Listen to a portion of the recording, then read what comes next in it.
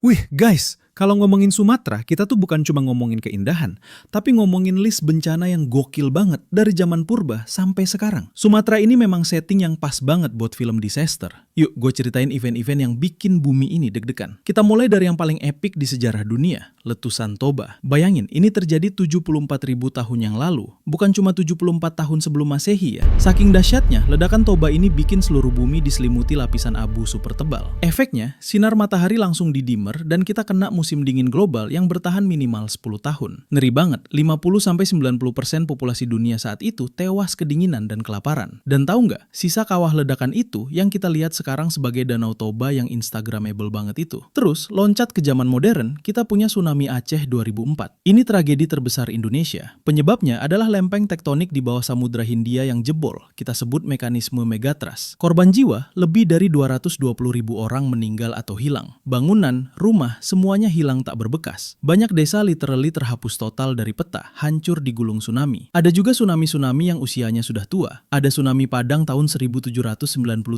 Ini gempa megatrust tertua yang tercatat di Sumatera. Kocaknya, kejadiannya di pantai Air Manis, tempat legenda Malin Kundang. Saat itu, kerajaan Pagaruyung lagi loyo karena lagi lawan VOC. VOC-nya juga lagi collapsing dan mau ganti bos ke Inggris. Di tengah chaos itu, ada kapal Inggris yang lagi nongkrong di Air Manis, langsung terseret sejauh 1 kilometer. Korban emang gak banyak dicatat, tapi pasti banyak yang gak sempet masuk catatan karena lagi masa transisi kekuasaan. Lanjut ke tsunami Nias 1861. Daerah Air Bangis kena hajar paling parah. Pemerintah kolonial Hindia Belanda sudah bangun benteng untuk pamer kekuatan, tapi tsunami bilang, lu jual, gue beli. Bentengnya hancur, banyak serdadu mati. Momen ini dimanfaatkan warga Nias, dipimpin Raja Orahili. Mereka langsung usir Belanda dan sukses. Nias sempat bebas dari Belanda untuk sementara waktu, dan trauma itu berulang. Tahun 2005, Nias dihajar lagi gempa magnitudo 8,6. Korban sekitar 1.000 orang lebih. Gempa ini diduga masih rentetan dari event besar Aceh 2004. Terus, 4 tahun kemudian, 2009, giliran Padang dihajar gempa magnitudo 7,6. Korban juga sekitar 1.000 orang lebih. Kali ini bukan tsunami, tapi karena bangunan kota yang gak kuat. Nah, ini yang paling nyebelin. Banyak bencana di Sumatera itu sebenarnya ulah kita sendiri. Contoh paling jelas, banjir Bandang Bahorok tahun 2003. Banjir itu bawa kayu gelondongan dan batu besar yang jadi senjata perusak. Kenapa? Karena illegal logging dan kerusakan parah di TNGL. Sungai yang harusnya jernih malah berubah jadi lumpur pekat dan batang pohon sebagai senjata perusak. Bahkan aktor Hollywood Harrison Ford, si Indiana Jones, sampai datang ke Indonesia tahun 2013